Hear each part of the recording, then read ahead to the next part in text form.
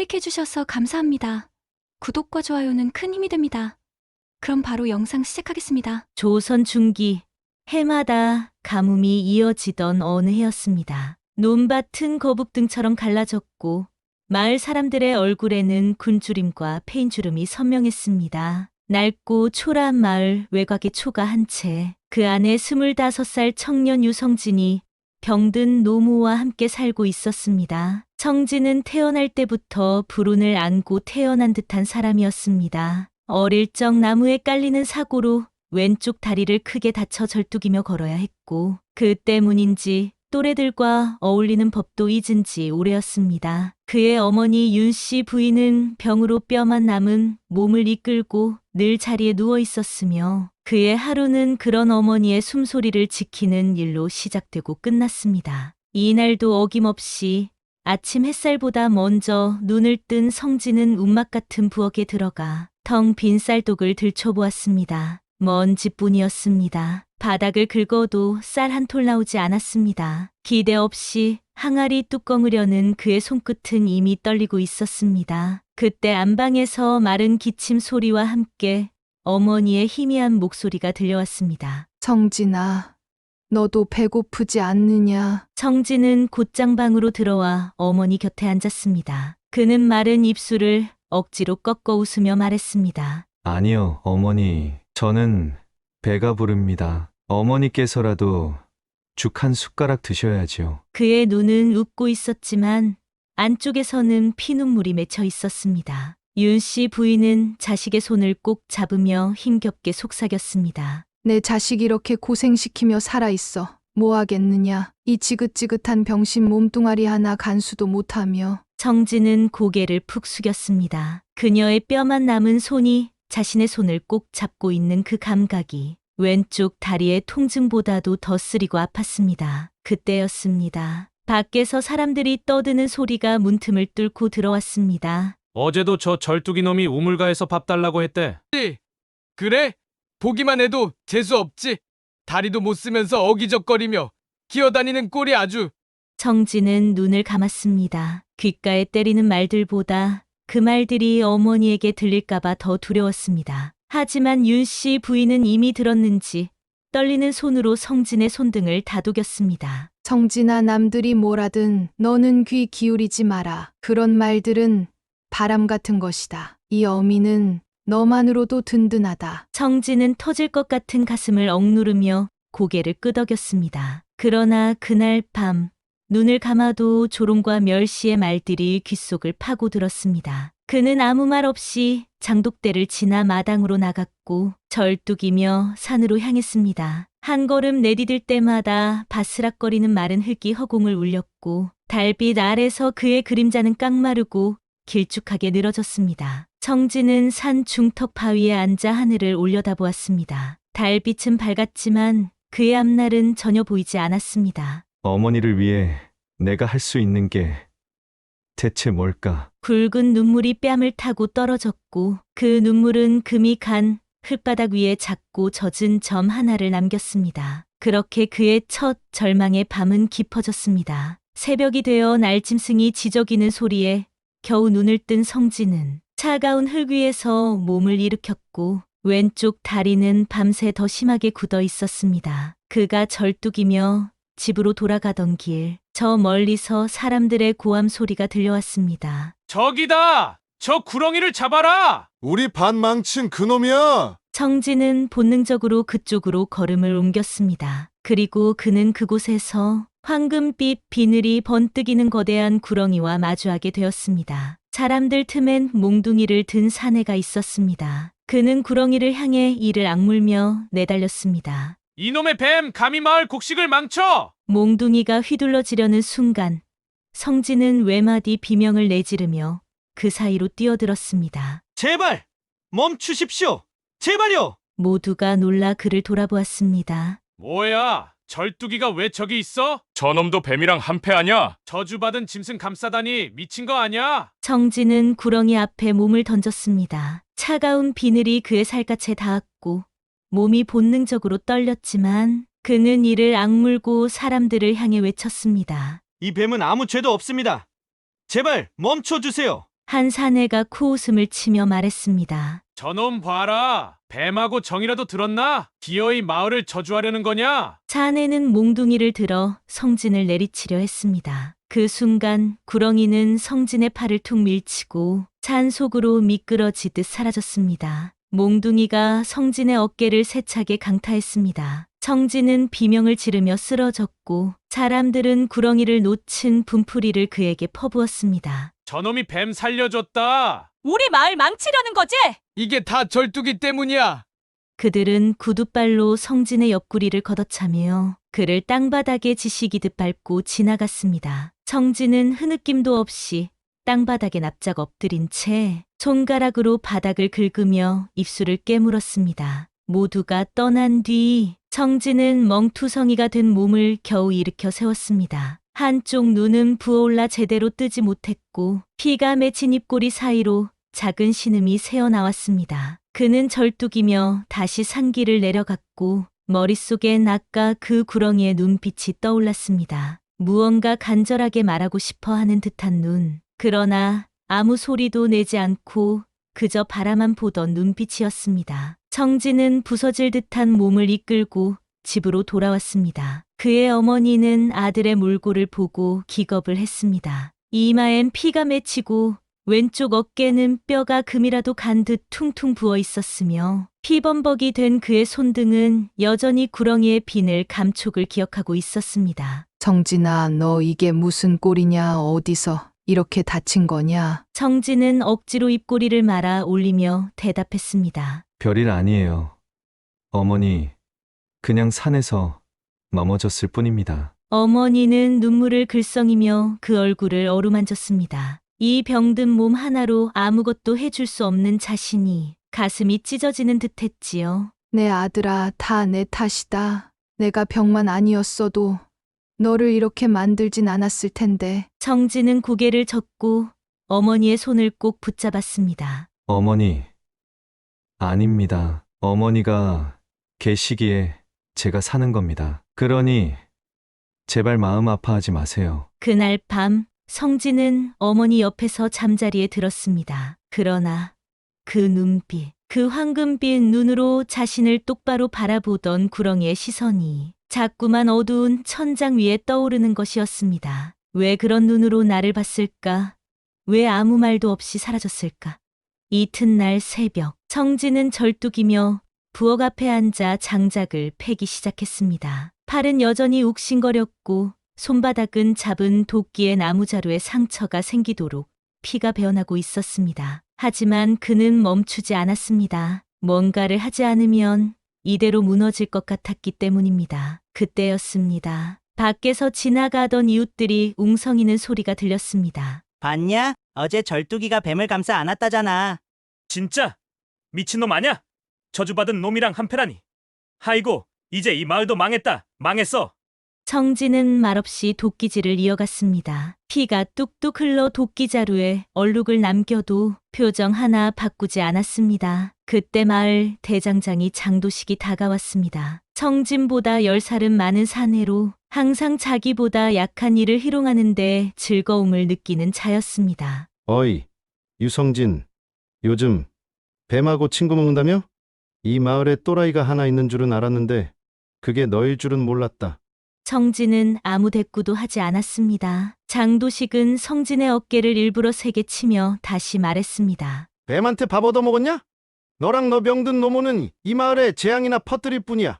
성진의 눈가가 순간 흔들렸습니다. 그러나 그는 이내 눈을 감고 다시 도끼를 들었습니다. 장도식은 킥킥 웃으며 고개를 절레절레 흔들더니 뒤돌아섰습니다. 그날 해질 무렵 성진은 아궁이에 불을 붙이려 했지만 가마솥 안에는 아무것도 없었습니다. 쌀도 풀뿌리도 말린 나물도 없었습니다. 그 순간 안방에서 어머니의 기침 소리가 들려왔습니다. 성진은 재빨리 방으로 달려갔습니다. 성진아, 괜찮다. 어미는 괜찮다. 아니에요, 어머니. 제가 뭐라도 구해올게요. 그러니 조금만 더 버텨주세요. 어머니는 힘겹게 미소를 지었지만 그 눈빛은 이미 희망의 불빛을 잃어가고 있었습니다. 청진은 마당에 앉아 허공을 바라보았습니다. 그의 다리는 계속 저려왔고 왼손에는 더 이상 힘이 들어가지 않았습니다. 하늘이시여,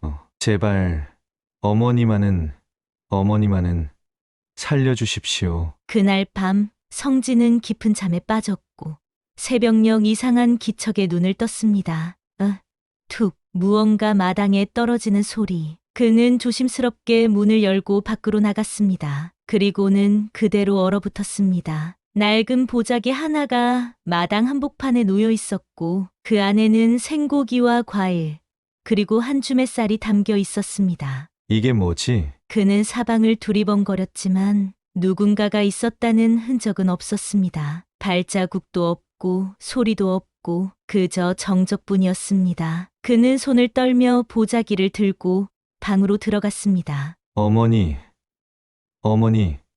보세요. 이게 마당에 있었습니다. 윤 씨 부인은 눈을 부릅뜨고 보자기를 들여다보았습니다. 그녀의 눈이 휘둥그레졌습니다. 이걸 누가? 이 귀한 걸 대체 누가? 청진은 머리를 긁적이며 말했습니다. 저도 모릅니다. 그냥 아침에 일어나니 거기 있었습니다. 윤 씨 부인은 고개를 갸우뚱하며 중얼거렸습니다. 이 험한 시국에 누가 우리 같은 집에 이런 걸? 청진은 조심스럽게 고기 덩어리를 만지작거리다 문득 어떤 존재의 눈빛이 떠올랐습니다. 그 황금빛 구렁이, 산에서 조용히 자신을 바라보던 그 눈빛.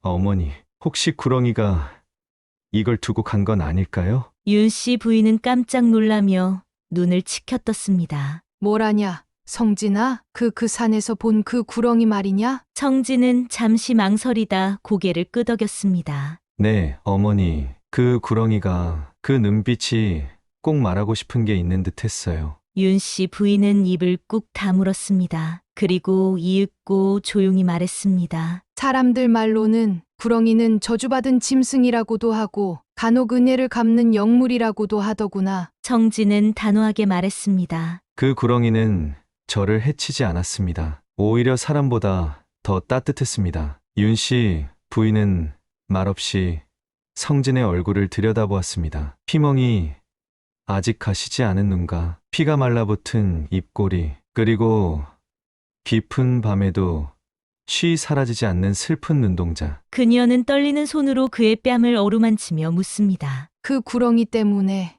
어제 저리 맞은 것이냐? 청진은 순간 멈칫했지만 곧 억지 웃음을 지으며 고개를 저었습니다. 아닙니다. 그냥 마을 사람들이 조금 흥분했을 뿐이에요. 윤 씨 부인은 속이 뒤집혔습니다. 자식이 피를 흘리고 있는데 그 아이는 자기보다 아픈 사람이 자신이라고 여기며 눈을 감고 있었습니다. 그녀는 그의 손을 꽉 잡으며 떨리는 목소리로 말했습니다. 성진아, 내 아들아, 어미는 너를 그렇게 만든 세상도 사람들도 다 원망스럽구나. 청진은 어머니의 손을 감싸쥐며 조용히 말했습니다. 저는 괜찮습니다. 어머니만 살아계시면 저는 뭐든 견딜 수 있습니다. 그 말에 윤 씨 부인은 입술을 깨물며 눈물을 쏟았습니다. 그러나 그녀는 아들이 건넨 그 음식을 억지로라도 삼켰습니다. 쌀을 끓인 묽은 죽 한 숟가락, 삶은 고기의 작은 조각 하나, 입안에 넣고 넘기는 것조차 힘겨웠지만 그녀는 아들의 마음을 외면할 수 없었습니다. 그날 밤 성진은 마당으로 나왔습니다. 하늘엔 별이 총총히 떠 있었고 산등성이엔 은은한 바람이 불어왔습니다. 그는 산 쪽을 바라보며 속삭였습니다. 구렁이야, 정말 너가 우리를 도운 거라면 제발 어머니를 살려줘. 내가 내 모든 걸 바칠게. 그 순간 산 쪽에서 바람결이 스쳤습니다. 그 소리는 분명히 누군가의 대답 같았습니다. 말은 없었지만 청진은 그것이 분명히 구렁이의 응답이라 믿었습니다. 다음 날 새벽 마당에서 기척이 들렸습니다. 누군가의 발소리. 청진은 문을 열고 조심스럽게 마당으로 나왔습니다. 그곳엔 낯선 스님 한 사람이 서 있었습니다. 회색 승복을 입은 그는 차분하고 고요한 눈빛을 가지고 있었으며 손에는 염주와 작은 바리떼를 들고 있었습니다. 아침 공양을 하러 왔습니다. 혹시 나눌 음식이 조금이라도 있다면 청진은 잠시 망설이다 어머니가 남겨둔 고기 한 조각과 약간의 과일을 다리대에 담아 건넸습니다. 어머니, 드시라고 남겨둔 것이지만 스님께 드리겠습니다. 스님은 성진의 얼굴을 가만히 바라보았습니다. 그 눈빛은 마치 그의 마음속을 꿰뚫어 보는 듯 했습니다. 이 음식을 그대가 마련한 것입니까? 청진은 고개를 저었습니다. 아닙니다. 어느 날 아침 마당에 놓여 있었습니다. 누가 두고 간 건지 저는 모릅니다. 스님은 고개를 끄덕이며 조용히 되물었습니다. 누가 두고 갔는지 짐작은 하십니까? 청진은 잠시 눈을 감았습니다. 그리고 산속에서 본 황금빛 구렁이를 떠올렸습니다. 스님, 며칠 전 저는 산에서 구렁이를 만났습니다. 황금빛 비늘을 가진 아주 큰 구렁이였습니다. 사람들이 죽이려 하자 전 그 구렁이를 막았습니다. 그리고 그날 밤 이 음식이 생겼습니다. 스님의 눈빛이 순간 미묘하게 흔들렸습니다. 그러나 그는 곧 차분한 표정으로 돌아와 성진의 어깨를 다독였습니다. 그 구렁이는 보통 존재가 아닐 가능성이 큽니다. 사람의 은혜를 갚기 위해 움직이는 영물일 수도 있지요. 하지만 잘 들으십시오. 영물의 은혜는 반드시 대가를 요구합니다. 청진은 놀라 눈을 크게 떴습니다. 그럼 구렁이가 무언가를 저에게 요구할 수도 있다는 말씀이신가요? 그건 아무도 모릅니다. 그러나 욕심을 품지 마십시오. 욕심은 영물이 가장 먼저 꿰뚫어보는 인간의 본성입니다. 스님은 그 말을 끝으로 돌아서려 했습니다. 하지만 성진은 다급히 그를 붙잡았습니다. 스님, 제 어머니가 병이 깊습니다. 의원도 낙도 아무 소용이 없었습니다. 혹시 그 구렁이가 어머니를 고쳐줄 수는 없을까요? 스님은 잠시 말없이 서 있었습니다. 그리고는 아주 느리게 고개를 끄덕였습니다. 만일 그 구렁이가 영물이라면 그대의 은혜를 기억할 것입니다. 그리고 다시 나타난다면 무언가를 내어줄지도 모릅니다. 하지만 잊지 마십시오. 그 은혜는 절대 공짜가 아닙니다. 청진의 가슴은 쿵쿵 뛰기 시작했습니다. 그는 이미 자신이 무언가를 바쳐야 할 각오를 하고 있었습니다. 스님은 마지막으로 성진의 왼쪽 다리를 바라보았습니다. 그 다리 언제부터 아팠습니까? 어릴 적 나무에 깔리는 사고를 당했습니다. 그때부터 이 다리는 늘 저리고 아팠습니다. 스님은 그 대답을 듣고 고개를 끄덕이며 나지막이 말했습니다. 그 다리의 아픔도 언젠가 치유될 날이 올 것입니다. 그리고 그날은 그 구렁이가 다시 나타나는 날일지도 모르지요. 청진은 스님의 뒷모습을 오래도록 바라보았습니다. 스님의 말은 그의 가슴에 돌처럼 묵직하게 내려앉았습니다. 영물의 은혜는 공짜가 아니다. 그 말은 마치 예언처럼 귓가에 맴돌았고 그날 밤 성진은 잠을 이루지 못했습니다. 그리고 새벽이 밝기도 전 청진은 마음을 굳게 다지고 산으로 향했습니다. 왼쪽 다리는 여전히 저렸지만 어머니를 살릴 수 있다면 목숨이라도 내어줄 각오가 되어 있었습니다. 자는 적막했습니다. 풀벌레 소리도 새 지저김도 들리지 않았습니다. 그는 몇 날 전 구렁이를 처음 만났던 그곳으로 천천히 걸어갔습니다. 그 자리에 도착하자 그날 구렁이가 흘렸던 핏자국이 아직도 바위 위에 검붉게 남아 있었습니다. 청진은 무릎을 꿇고 손을 모아 간절히 외쳤습니다. 구렁이야, 내가 널 구해준 은혜를 너는 기억하고 있지? 제발 제 어머니를 살려줘. 그 어떤 대가라도 내가 감당하겠어. 그때였습니다. 숲속에서 바스락거리는 소리가 들려왔습니다. 청진은 고개를 들고 어둠 속을 바라보았습니다. 그리고 그는 다시는 잊을 수 없는 눈동자와 마주쳤습니다. 구렁이는 황금빛이 아니라 검은빛을 띠고 있었습니다. 거대한 몸을 비틀며 천천히 성진 쪽으로 다가왔습니다. 그 입에는 검은색의 열매 하나가 물려 있었습니다. 구렁이는 성진 앞에 다가와 그 열매를 천천히 내려놓았습니다. 열매는 검붉은 빛을 띠고 있었고 마치 살아있는 듯 촉촉하게 윤기가 흐르고 있었습니다. 청진은 열매를 바라보았습니다. 이게 어머니를 위한 것이냐? 구렁이는 대답 대신 청진의 왼쪽 다리 앞으로 몸을 바짝 들이밀었습니다. 청진은 경직된 채 몸을 움츠렸습니다. 뭐 하는 거지? 그 순간이었습니다. 구렁이가 날카로운 이빨을 드러내며 청진의 왼쪽 다리를 강하게 물었습니다. 그는 고통의 비명을 질렀습니다. 구렁이는 절대 입을 떼지 않았습니다. 청진의 다리에서는 붉은 피가 쏟아져 나왔고 구렁이는 그 피를 천천히 집요하게 빨아들였습니다. 청진의 몸은 경련을 일으켰고 의식은 아득해져 갔습니다. 그 순간 구렁이는 입을 떼었습니다. 그리고는 성진의 눈앞에 멈춰서서 그를 바라보았습니다. 그 눈빛은 마치 무언가를 기억하라는 듯 슬프고도 간절했습니다. 이윽고 구렁이는 조용히 몸을 돌려 어둠 속 숲으로 사라졌습니다. 청진은 땅에 쓰러져 헐떡이며 숨을 몰아쉬었습니다. 피로 물든 다리는 여전히 아프고 저렸지만 이상하게도 통증이 점점 사라져 가고 있었습니다. 그는 천천히 몸을 일으켜 다리를 내려다 보았습니다. 분명 피가 흐르던 다리, 늘 절뚝이던 다리가 지금은 아무렇지도 않았습니다. 무겁지도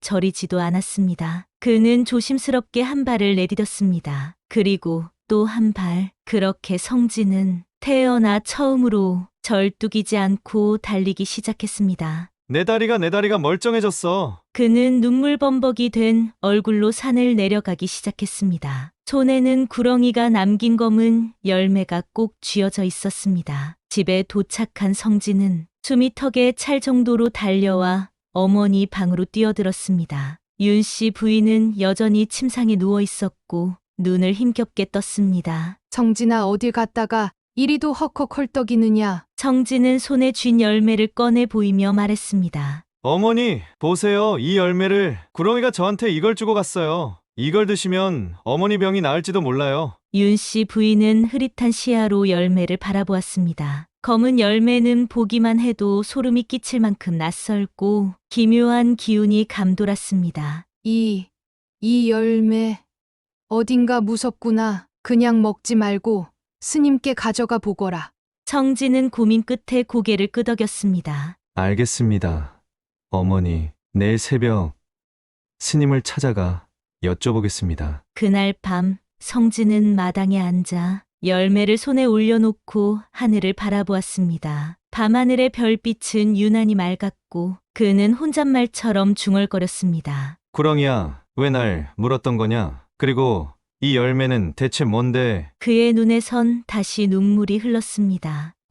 고통스러웠지만 그 속엔 어머니를 위한 희망이 담겨 있었습니다. 이튿날 새벽 성진은 열매를 품에 안고 절로 향했습니다. 그의 왼쪽 다리는 전날과 달리 아무런 통증도 느껴지지 않았고 마치 처음부터 멀쩡했던 것처럼 자유로웠습니다. 절에 도착하자 스님은 연못가에 앉아 법문을 읊고 있었습니다. 청진은 조심스럽게 다가가 무릎을 꿇었습니다. 스님은 그를 바라보며 부드럽게 말했습니다. 이렇게 이른 아침부터 무슨 일입니까? 청진은 검은 열매를 꺼내 스님 앞에 내밀었습니다. 스님, 이걸 좀 봐주십시오. 어제 구렁이가 저에게 준 것입니다. 어머니의 병을 고칠 수 있을까요? 스님은 열매를 조용히 들여다보았습니다. 그리고 한참을 말없이 바라보다 천천히 입을 열었습니다. 이 열매는 흑룡의 열매라 불리는 귀한 약재입니다. 영물들이 은혜를 입은 자에게만 주는 신비로운 약이지요.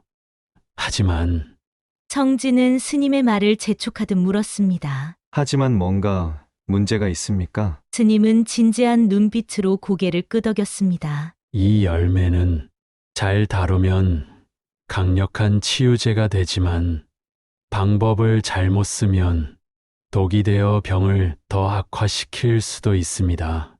그럼 어떻게 해야 합니까? 어머니를 살리고 싶습니다. 부디 방법을 알려주십시오. 스님은 눈을 감고 잠시 기도하듯 입을 다물었습니다. 이윽고 그는 천천히 입을 열었습니다. 이 열매는 그냥 끓여서 먹이는 것이 아닙니다.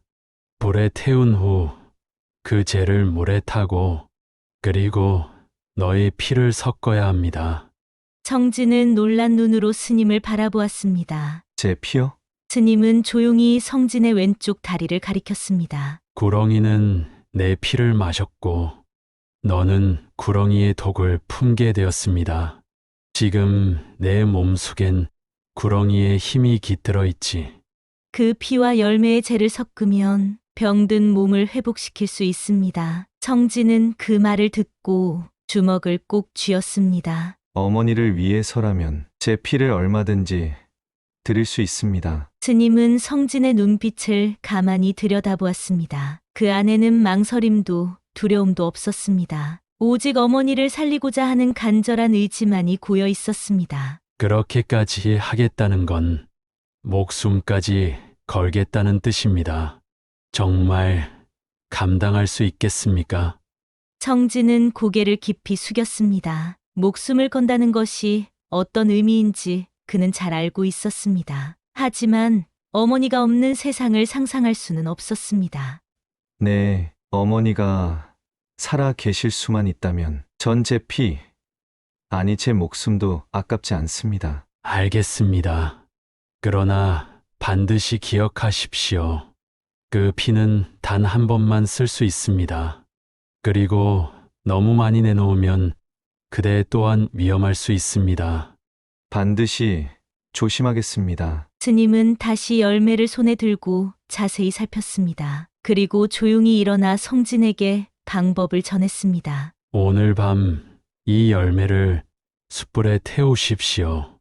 그 재를 물에 타고 그대의 왼쪽 다리, 구렁이의 이빨 자국을 다시 그어 피를 내십시오. 그 피와 재를 함께 섞어 어머니께 드리는 것입니다. 청진은 눈을 감고 그 모든 말을 가슴속에 새겼습니다. 그리고 곧장 집으로 달려 내려갔습니다. 해가 지고 온 마을이 어둠에 잠긴 밤, 청진은 작은 아궁이에 불을 지폈습니다. 그리고 그 위에 구렁이가 물고 온 검은 열매를 올렸습니다. 열매는 타오르며 짙은 검은 연기를 내뿜었습니다. 그 향은 어딘가 기묘하고 묵직했으며 바람을 타고 마당까지 퍼졌습니다. 청진은 그 열매가 다 탈 때까지 숨을 참고 기다렸습니다. 그 재를 조심스럽게 작은 그릇에 담고 방으로 들어가 조용히 어머니의 곁에 앉았습니다. 어머니는 여전히 희미한 숨소리만을 내며 누워 있었습니다. 창백한 얼굴, 미동 없는 손끝. 그러나 그 입가에는 어렴풋이 평화로운 기운이 감돌았습니다. 청진은 주저없이 칼을 꺼내 자신의 왼쪽 다리에 남은 구렁이의 이빨 자국을 따라 그었습니다. 피가 곧장 솟구쳤고 그 피를 작은 사발에 받았습니다. 그의 얼굴은 금세 창백해졌지만 손은 전혀 흔들리지 않았습니다. 그는 재와 피를 조심스레 섞고 그것을 물에 희석해 천천히 어머니의 입가에 가져갔습니다. 어머니, 이제 괜찮으실 거예요. 부디. 윤 씨 부인의 입술에 그 물이 닿았고 한 방울, 두 방울 천천히 목으로 넘어갔습니다. 청진은 어머니의 손을 꼭 붙잡고 눈을 감았습니다. 그의 이마에는 식은땀이 맺히고 다리는 다시 저려오기 시작했습니다. 구렁이야, 제발 제 피를 바쳤으니 이제는 어머니를 살려다오. 방 안은 정적뿐이었습니다. 심지어 바깥의 풀벌레 소리조차 들리지 않았습니다. 그렇게 얼마의 시간이 흘렀을까. 청진은 손을 꼭 붙잡은 채 어머니의 얼굴을 가만히 바라보다가 그녀의 손끝이 가늘게 움직이는 것을 느꼈습니다. 어머니. 윤 씨 부인의 입술이 미세하게 떨렸고 눈꺼풀이 천천히 열렸습니다. 성진아, 청진은 눈이 휘둥그레져 그 자리에 얼어붙었습니다. 어머니, 눈을 뜨셨군요. 괜찮으세요? 어디 아프신 데 없으세요? 윤 씨 부인은 여전히 힘겨운 목소리였지만 확실히 전날과는 달랐습니다. 몸이 가볍구나. 열도 다 내려간 것 같다. 청진은 어머니의 이마에 손을 올렸습니다. 불덩이 같았던 열기가 사라지고 이마는 미지근한 체온만 남아 있었습니다. 그는 그 자리에서 주저앉아 울었습니다. 어머니가 정말 살아 계세요. 윤 씨 부인은 성진의 얼굴을 어루만지며 힘겹게 웃었습니다. 내 아들아, 내가 너를 살게 했구나. 며칠 후, 윤 씨 부인은 몸을 일으킬 수 있을 만큼 회복되었습니다. 물도 혼자 떠올 수 있게 되었고, 그동안 하지 못했던 음식도 스스로 준비하기 시작했습니다. 그러나 마을 사람들의 시선은 차가웠습니다. 절뚝이가 갑자기 고기도 얻고 어머니 병도 나았다더라. 그 뱀, 그 구렁이랑 무슨 거래라도 한 게 아닐까? 사람이 아니라 저주받은 놈이야. 어느 날 마당에서 장작을 패고 있던 성진의 앞에 장도식이 무리를 이끌고 나타났습니다. 야, 성진이, 너 요즘 뭔 짓 하는 거냐? 성진은 도끼를 내려놓고 조용히 그를 바라보았습니다. 이젠 그의 눈에도 두려움은 없었습니다. 병든 어미가 살아난 것도 이상하고 쌀이랑 고기도 생긴 것도 이상하고 뭐든 털어놔. 그 뱀이랑 무슨 짓을 한 거냐? 성진은 말없이 입술을 깨물었습니다. 그 순간 안에서 윤 씨 부인이 방문을 열고 나왔습니다. 이게 무슨 짓이냐? 내 아들은 아무 죄도 없다. 내 병을 낫게 하려고 목숨까지 내놓은 아이한테. 장도식은 쏘아붙였습니다. 늙은이, 그 열매, 그 구렁이 다 저주받은 존재야. 너희 모자가 마을에 재앙을 불러올지도 몰라. 헛소리 마라. 우린 누구에게도 해를 끼친 적 없다. 말은 끝나지 않았습니다. 갑자기 하늘이 어두워지더니 천둥 소리와 함께 검은 구름이 몰려왔습니다. 폭우가 쏟아지고 잔비탈이 흔들리기 시작했습니다. 어머니, 이쪽이에요. 어서 피하세요. 마을 사람들은 비명을 지르며 도망쳤고 산사태는 마을을 향해 쏟아져 내릴 듯 굴러오기 시작했습니다. 그때 성진은 산 정상에서 꿈틀거리는 황금빛 무언가를 보았습니다. 바로 구렁이였습니다. 다시 나타난 그 황금빛 구렁이. 성진은 폭우 속에서도 또렷이 보이는 황금빛 구렁이의 몸을 바라보며 숨을 삼켰습니다. 산 정상에서 거대한 바위 사이를 뚫고 몸을 비틀던 그 형체는 틀림없이 그날 자신을 바라보던 그 구렁이였습니다. 구렁이는 천둥 속에서도 주저하지 않았습니다. 산사태가 마을을 덮치려는 그 순간 자신의 거대한 몸통을 바위 사이에 끼워 넣으며 무너지는 흙더미를 온몸으로 막아냈습니다. 안 돼, 안 돼! 구렁이야! 그러지 마! 성진은 어머니를 안전한 곳에 두고 비를 뚫고 산으로 달려가기 시작했습니다. 비에 흙탕물이 튀고 뿌리 뽑힌 나무가 길을 막았지만 성진의 발걸음은 멈추지 않았습니다. 온몸이 흙탕물로 뒤덮였고 피가 섞인 비가 얼굴을 적셨지만 그는 오로지 구렁이의 형체만을 바라보며 달렸습니다. 산에 도착했을 때 구렁이는 이미 거대한 바위 더미 속에 몸을 깊숙이 박고 있었습니다. 등껍질처럼 단단해진 비늘은 마치 거대한 바위를 떠받치는 지지대처럼 흙과 돌을 간신히 막아내고 있었고 그 사이로 뚝뚝 떨어지는 피가 절벽을 붉게 물들이고 있었습니다. 안 돼! 멈춰! 그만해! 구렁이야! 너 죽고 말 거야! 구렁이는 고개를 돌려 성진을 바라보았습니다. 그 눈은 더 이상 밝지 않았고 생기를 잃은 듯 흐릿했지만 마지막 힘으로 무언가를 전하려는 듯한 간절한 눈빛을 담고 있었습니다. 성진은 눈앞이 흐려지도록 울며 그 곁으로 다가갔습니다. 구렁이의 몸에 손을 대자 피범벅이 된 비늘의 촉감이 그대로 전해졌습니다. 왜 이렇게까지 해? 넌 이미 날 살려줬고 어머니도 살렸잖아. 왜 또 너 자신을 버리려 드는 거냐? 그때였습니다. 구렁이가 천천히 입을 열었습니다. 그리고 마치 한 줄기 바람이 속삭이는 듯한 목소리가 들렸습니다. 너의 은혜 잊지 않았다. 그 말이 끝남과 동시에 구렁이는 몸 전체를 바위 사이로 더 깊게 끼워 넣었습니다. 순간 흙더미가 구렁이의 몸을 타고 굴러내리다 멈추었고 산비탈을 덮치던 거대한 바위덩이들이 마치 누군가에게 붙잡힌 듯 더 이상 움직이지 않았습니다. 그리고 구렁이의 몸은 점점 굳어가기 시작했습니다. 비늘 하나하나가 돌처럼 단단해지고 몸 전체가 회갈색 바위로 변하더니 마침내 구렁이의 몸은 바위와 하나가 되어버렸습니다. 성진은 그 자리에 무릎을 꿇고 오열했습니다. 구렁이야, 넌 내 은혜를 이렇게까지 갚은 거냐? 내가 너한테 해준 거라고는 그날 그저 한번 감싸 안은 것뿐인데. 그때 스님의 목소리가 등 뒤에서 들려왔습니다. 그 한 번의 감싸 안음이 이 세상을 바꾼 것이지요. 스님은 조용히 성진의 어깨에 손을 올렸습니다. 영물은 사람의 마음을 보고 움직이는 존재. 내가 보여준 진심은 그 어떤 제사보다, 그 어떤 재물보다 깊고 값진 것이었습니다.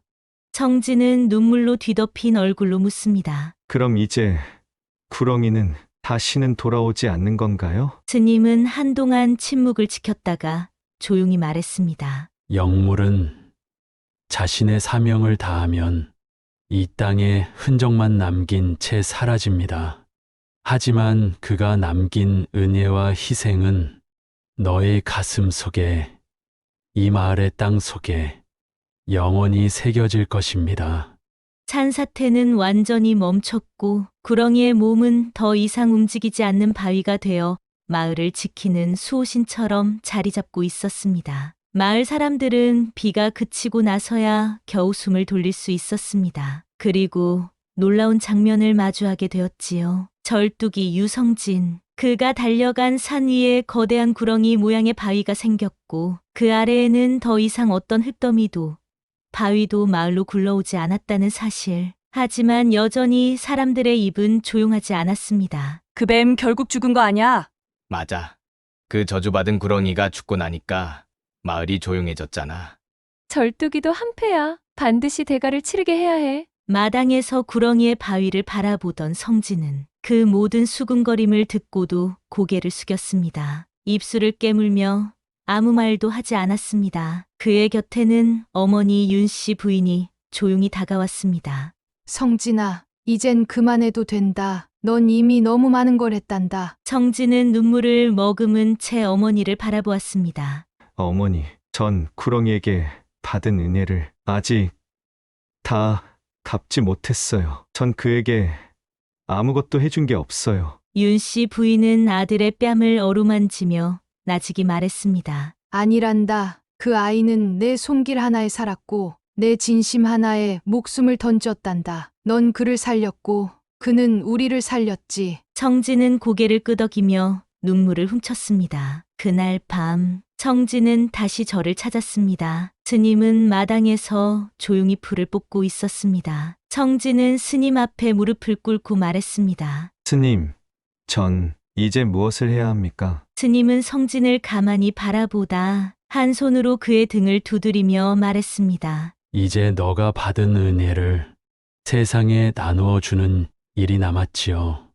구렁이가 내게 준 생명과 기적을 다른 이들에게도 베푸는 것. 그게 곧 내가 구렁이에게 해줄 수 있는 마지막 보답이 될 것입니다. 그날 이후 성진은 달라졌습니다. 더는 다리를 절지 않았고 이전처럼 구겨진 어깨도 움츠린 눈빛도 없었습니다. 그는 마을을 돌아다니며 허물어진 담장을 손수 고치고 집이 무너진 이들에게는 남은 장작을 나누었습니다. 자신이 받은 쌀과 고기, 어머니가 드시고 남은 과일 한 점까지도 그는 망설임 없이 이웃에게 건넸습니다. 그러나 사람들은 여전히 차가웠습니다. 구렁이한테 받은 거 나눠주는 거 아니야? 받기 찝찝한데도 뭐 고기는 고기니까. 심지어는 장도씨까지도 성진이 건넨 물 한 사발을 받을 때 팔짱을 끼고 비웃었습니다. 너 설마 그 물에도 뱀독 섞인 거 아니야?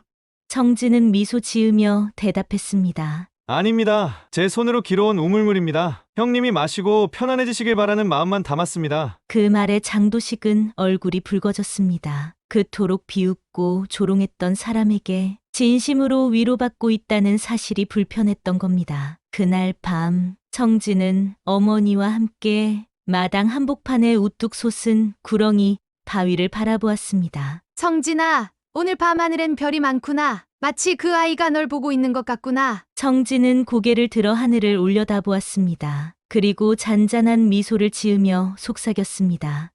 어머니, 저 별빛은 구렁이의 눈빛이에요. 그날 저를 바라보던 그 따뜻한 눈빛. 그리고 다음 날 성진은 작은 제사상을 차려 구렁이 바위 앞에 앉았습니다. 바위 앞에는 술 한 잔, 삶은 고기 몇 점, 그리고 마른 꽃이 판 웅큼이 울려졌습니다. 구렁이야. 너는 내게 다리를 주었고 어머니를 살려줬고 마을을 구했지. 근데 넌 아무 말 없이 떠났지. 그래도 난 내가 항상 여기에 있다고 믿을게. 그는 바위에 이마를 대고 조용히 눈을 감았습니다. 그리고 결심했습니다. 이제부터 자신은 누구도 외롭게 하지 않겠다고, 누구도 비웃지 않겠다고, 누구의 눈물도 모른 척하지 않겠다고. 시간이 흐르면서 마을 사람들은 점차 달라졌습니다. 청진이 패주었던 장작으로 겨울을 난 노인, 청진이 나누어준 쌀로 아기를 먹인 젊은 부부, 청진의 손으로 기운 지붕 밑에서 다시 장사를 시작한 때꼴때 그들은 하나 둘씩 청진을 절뚝이라 부르지 않게 되었습니다. 성진이는 말이야, 참 괜찮은 아이야. 그 뱀하고 무슨 인연이 있든 우리가 받은 건 은혜야. 우릴 살린 건 결국 그 아이였어. 그 말들은 점점 마을 전체로 퍼졌습니다. 심지어 장도식마저 어느 날 성진에게 다가와 땅만 보며 중얼거렸습니다. 미안하다. 성진아, 내가 너를 너무 오해했구나. 청진은 부드럽게 고개를 숙이며 대답했습니다. 아닙니다, 형님.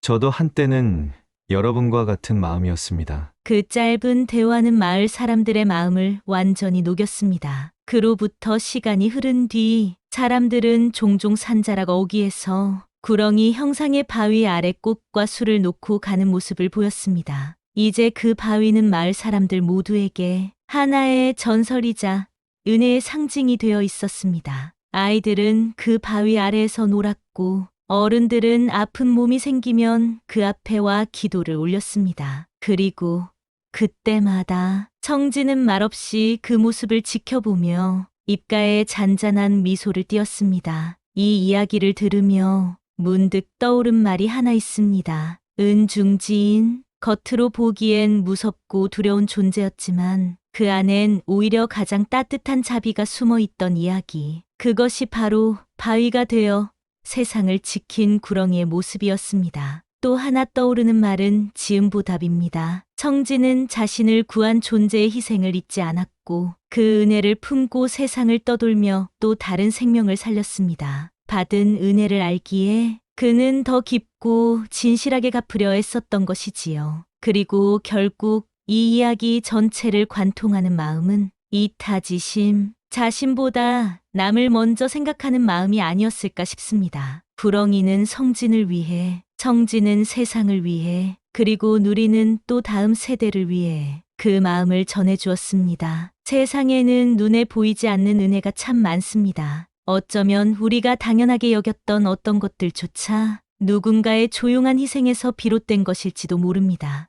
이야기를 들으며 여러분은 어떤 장면에서 가슴이 울리셨나요? 그리고 여러분은 지금 누군가의 은혜에 어떻게 보답하고 계신가요? 이야기가 끝이 났습니다. 잘 들으셨나요? 잘 들어주셨다면 댓글로 잘 들었어요 라고 한마디씩 남겨주시면 감사드립니다. 여기까지 장미아담이었습니다. 감사합니다.